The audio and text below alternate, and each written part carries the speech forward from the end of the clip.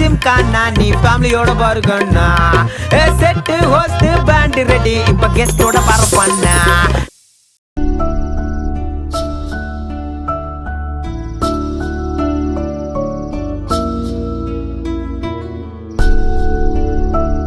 அண்ணி, அண்ணனுக்கு 100 ஆயுசு. நீங்க அண்ணனை பத்தி சொன்ன உடனே அது உள்ள வருது பாத்தீங்களா?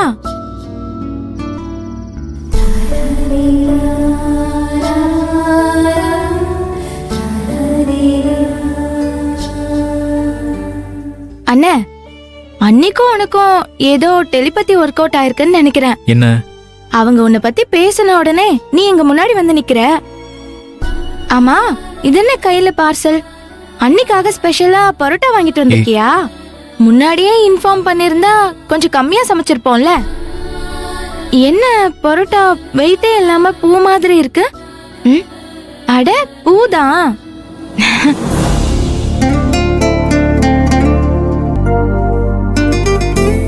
அண்ணே, பொண்ணு வைக்கிற இடத்துல பூ வச்சு பாருங்கன்னு பழமொழியா சொல்லுவாங்க. ஆனா நீ என்னடானா பரோட்டா வைக்க வேண்டிய இடத்துல பூ வச்சிருக்கே என்ன? ஏய், இதெல்லாம் உனக்கு புரியாது, பேசாம இரு. ஓஹோ, நீங்க அப்படி வரீங்களா? எனக்கு புரிஞ்சு போச்சு. அண்ணே, அன்னைக்கு பூ மட்டும் தான் வாங்கிட்டு வந்திருக்கியா இல்ல அன்னைக்கு பிடிச்ச அல்வாவும் வாங்கிட்டு வந்திருக்கியா? ரேவதி, நீ சும்மா கிண்டல் பண்ணிட்டு இருக்காத. இந்த பூ அன்னைக்கு வாங்கினது இல்ல.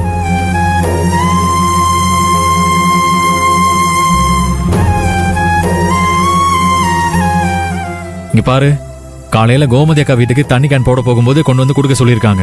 அதனால தான் இதை வாங்கிட்டு வந்தேன். இதை கொண்டு போய் ஃப்ரிட்ஜில் வை, சரியா? அண்ணி, அண்ணன் நிஜமாவே உங்களுக்கு அல்வா கொடுத்துட்டாரு அண்ணி. இந்த பூ உங்களுக்கு இல்லையா, கோமதி அக்காவுக்கா. நீங்க உங்க கற்பனை குதிரைய கண்ட்ரோல்ல வைங்க. ரேவதி, போய் நான் சொன்ன வேலை செய் போ.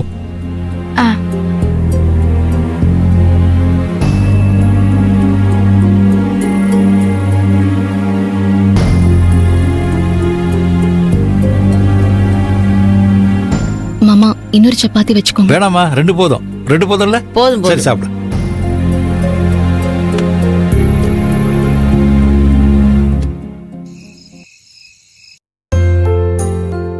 சமந்தி, நாங்க இப்படி சொல்றோமேன்னு நீங்க தப்பா எடுத்துக்க கூடாது. எங்க மனசுல இருக்கிற விஷயத்த நாங்க அப்படியே சொல்ல போறோம். என்ன மேகல? ஆமா சம்பந்தி, இந்த விஷயத்த எங்க மனசுக்குள்ள போட்டு பூட்டி வச்சிருக்கிறத விட உங்ககிட்ட பளிச்சுன்னு சொல்லி ஒரு முடிவு பண்ணிடலான்னு தோணுச்சு. அதான் நாங்க நேர்லயே வந்தோம். நீங்க இப்படி பேசுறது எனக்கு ரொம்ப பிடிச்சிருக்கு. எப்பவும் என் மனசுல இருக்கிறத நான் அப்படியே வெளியே பேசிடுவேன். என்கிட்ட உள்ள ஒண்ணு வெளியே ஒண்ணுன்னு இருக்கவே இருக்காது. எந்த ஒளிவு மறைவும் இல்லாம வெளிப்படையா வாழ்றவதான் இந்த ரூபாவதி. அதனால உங்க மனசுல என்ன இருக்கோ அதை நீங்க தயங்காம சொல்லலாம். இல்ல சம்பந்தியமா, கல்யாண செலவு எல்லாத்தையும் நீங்களே பார்த்துட்டு இருக்கீங்க. எங்களை எந்த செலவும் பண்ண விட மாட்டேங்கிறீங்க. அட்லீஸ்ட் ரிசப்ஷன் செலவையாவது நாங்க பண்ணிடுறோம் சம்பந்தி.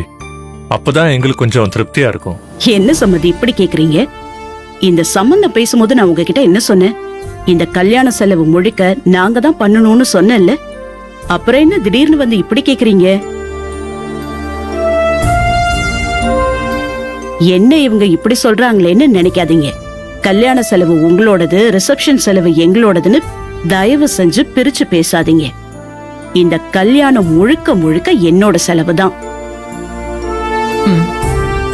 ஆனா ஒண்ணு, நீங்க உங்க மக வேல்விழிக்கு என்ன செய்யணும்னு நினைக்கிறீங்களோ நீங்க அதை தாராளமா செய்யலாம். அத நான் தடுக்கவே மாட்டேன்.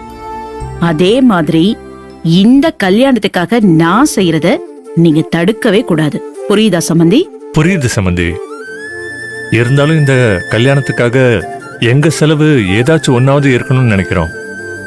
அதான் உங்ககிட்ட மறுபடியும் கேக்குறோம்.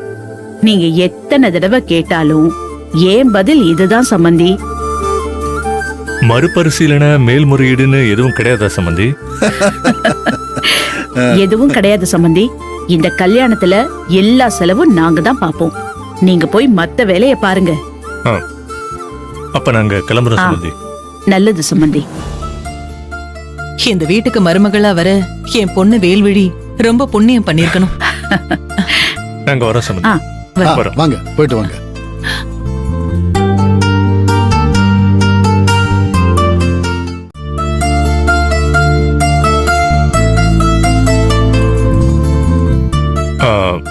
சும்மா சொல்லக்கூடாது மேகலை. சம்பந்தி அம்மாக்கு ரொம்ப பெரிய மனசு. கொஞ்சம் கூட ஈகோ பார்க்காம எல்லா செலவையும் நான் தான் பார்ப்பேன்னு சொல்றாங்க. பெரிய இடங்கிறது அவங்க செயலே தெரிஞ்சு போச்சுல்ல. ஆமாங்க.